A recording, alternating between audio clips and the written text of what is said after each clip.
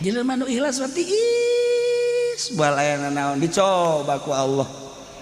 Mulai nu tadina deket jadi jauh, nu tadina resepan jadi henteu, nu tadina teresep jadi resep.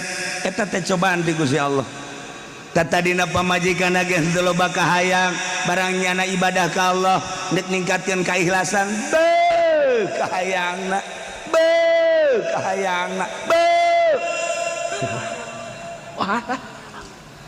Anu tadina dulur-dulur nage darareket kuari ngajara rauhan nah aja ku Gusti Allah datang ke mana keikhlasan sia patula patali jeung makhluk patula patali jeung dunia hayang nyaho lamun masih kana aya panas can ikhlas bro usikeun adem men geus ada iya tuh kabeh ge ilmu araraya ngan meureuna